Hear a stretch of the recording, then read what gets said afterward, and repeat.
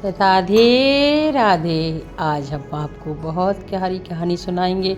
सुनकर बड़ा ही आनंद आएगा। एक भक्त ने संतों की सेवा करने के लिए अपने भगवान को ही लूट लिया। बड़ी प्यारी कहानी है। चलिए कहानी शुरू करते हैं। एक नगर में हरपाल नाम के एक सज्जन रहते थे। अपने परिवार से संपन्न थे। बस वो एक काम करते थे, भगवान की भक्ति और संत सेवा। उन्हें संत सेवा का बहुत चाव था। जब तक वह संतों को भोजन नहीं कराते तब तक उनका मन शांत नहीं होता। जब काफ़ी दिन हो गए तो सब लोग कहने लगे, हरपाल जी आप अपने गृहस्थ जीवन में आइए, जिससे आप पति पत्नी दोनों मिलकर संत सेवा करेंगे। हरपाल जी ने कहा कि अगर मेरी योग्य पत्नी मिल जाए जो संत की सेवा करती हो तो मुझे स्वीकार है। तभी एक नगर में एक सेठ की बेटी थी। उसका नियम था कि वह 1000 संतों को भोजन कराए। वो शादी के लिए तैयार थी। उसने शर्त रखी थी कि जो भी मेरे से शादी करेगा उसे प्रतिदिन 1000 मनुष्यों को भोजन कराना पड़ेगा। जब ये बात हरपाल ने सुनी तो हरपाल जी तैयार हो गए और उन्होंने वो शर्त स्वीकार की और उस सुंदर कन्या से विवाह किया। विवाह करने के बाद कन्या अपने पति के घर आई। दोनों पति पत्नी मिलकर संत सेवा में लग गए। अपनी पत्नी के अनुसार प्रतिदिन 1000 मनुष्यों का भोजन बनवाते और 1000 कभी 1200 कभी 1300 लोग हो जाते। इस प्रकार भोजन करते। जब करते करते जब 1 साल बीत गया, हरपाल जी कोई अन्य काम या व्यवसाय तो करते नहीं थे। उनकी पुश्तैनी जायदाद थी, उसी में से दान पुण्य करते थे। जब उनके 1 साल बीत गया तो धीरे धीरे धन कम पड़ने लगा। तो वो बाज़ार में साहूकारों के पास गए और उनसे कुछ पैसे उधार लिए। सो सब ने देने को तैयार हो गए, क्योंकि हरपाल जी पहले से संपन्न थे तो किसी ने मना नहीं किया।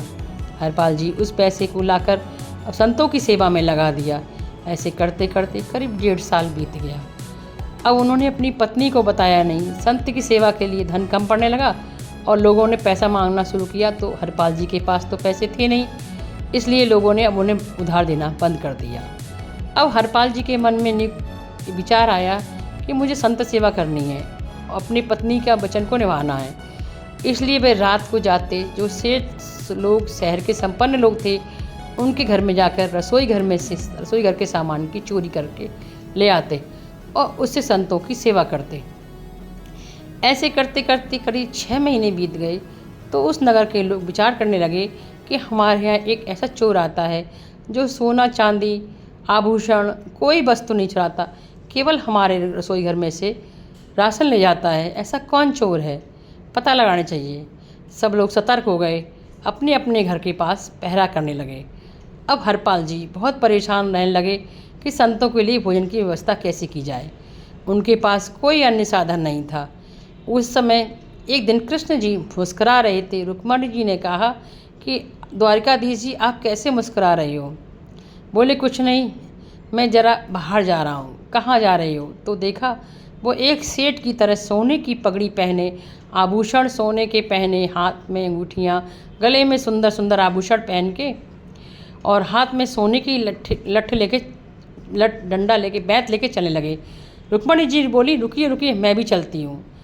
द्वारिकाधीश बोले नहीं नहीं, आप रहने दो, आप मत जाइए। अगर आप जाओगी तो मैं तो अपने भक्त से दर्शन करने जा रहा हूँ।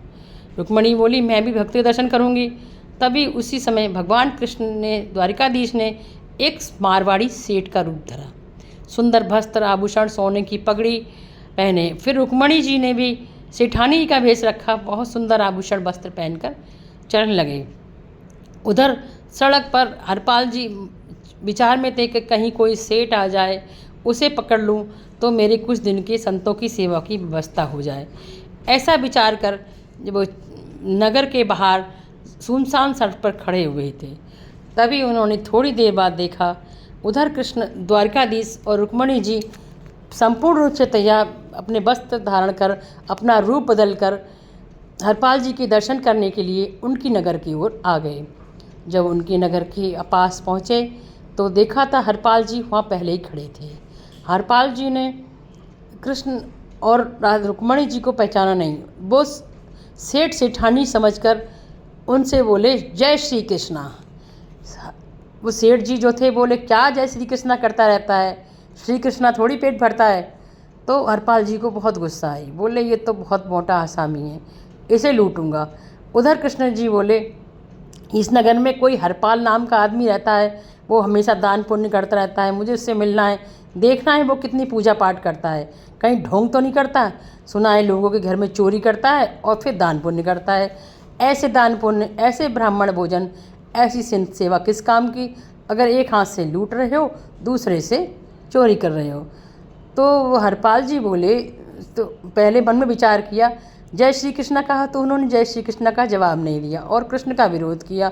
तो हरपाल जी बोले अब तो पहले तो सोचता तो छोड़ दूंगा, अब नहीं छोड़ूंगा, इनके पास इतना सोना आभूषण है, ये सब मेरे हो जाएंगे। बोले आप कुछ मुझे दे दो, मैं अपने संतों की आपके लिए भोजन की व्यवस्था करके आता हूँ।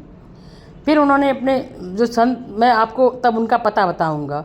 तो सेठ बने कृष्ण जी ने अपनी एक अंगूठी उतार कर दी। हरपाल जी अपने घर गए और अपनी पत्नी से बोले तुम संतों के भोजन की व्यवस्था करो, मैं अभी आता हूँ। संतों के लिए 10 साल के भोजन की व्यवस्था करने जाता हूँ। संतों के लिए 10 साल की भोजन की व्यवस्था करने जाता हूँ।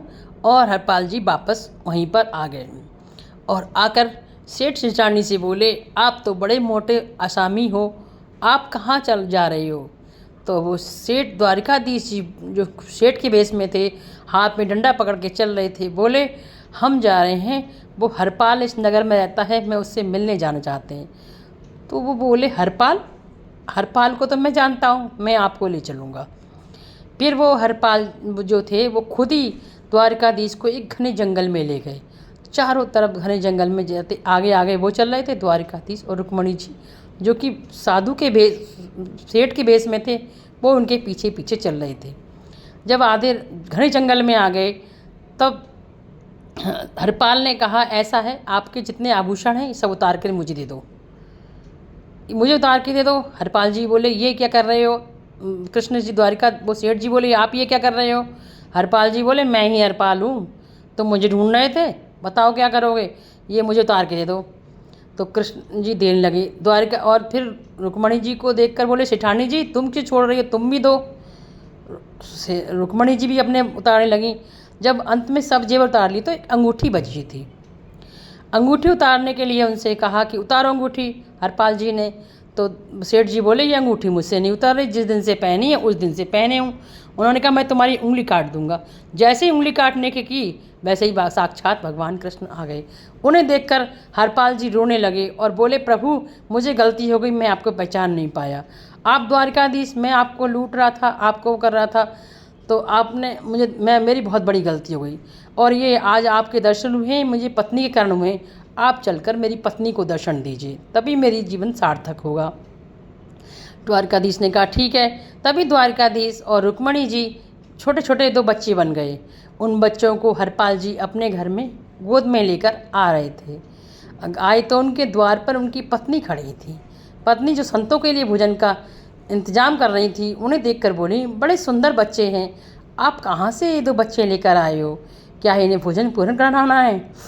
तो हरपाल जी बोले चलो तुम अंदर तो चलो, तुम्हें एक बहुत बड़ी बात बतानी है।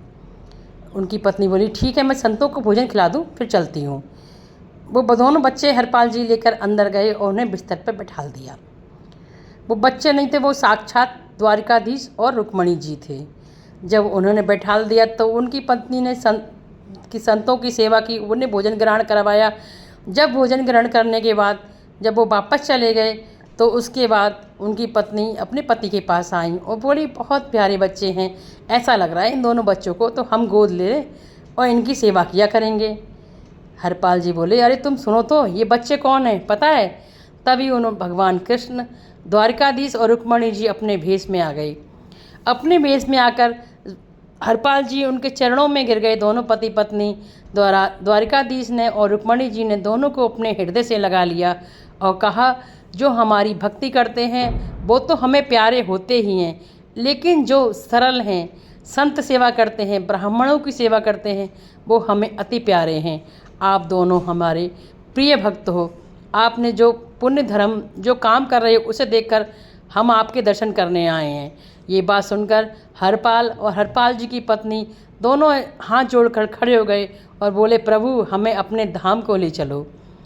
भगवान ठाकुर जी ने कहा कि आप तो हमारे धाम जाएंगे ही, लेकिन जब तक आपके जब तक ये आपके पास आभूषण है, इनसे द्वारा आप संत सेवा कीजिए, और संत सेवा करने के बाद जब ये समाप्त हो जाएगी राशि, उसके बाद आप हमारे पास धाम आ जाना। लेकिन वो राशि आज तक नहीं समाप्त हुई, लेकिन थोड़े दिन बाद हरपाल जी और उनकी पत्नी द्वारकाधीश के पास बैकुंठ में चले गए। और इस प्रकार हमारे भगवान जी अपने भक्तों के लिए खुद लुटने को तैयार हो जाते हैं। आपको मेरी कहानी कैसी लगी, पसंद आई हो तो प्लीज़ मेरे चैनल को सब्सक्राइब कीजिए। अगर सब्सक्राइब कर लिया है तो थैंक यू, नहीं किया है तो सब्सक्राइब कीजिए, लाइक कीजिए, शेयर कीजिए अपने दोस्तों में, अपने भाइयों में, अपने परिवार में। ऐसी प्यारी प्यारी कहानियाँ आपके लिए लाती रहूँगी। राधे राधे, जय श्री राधे राधे।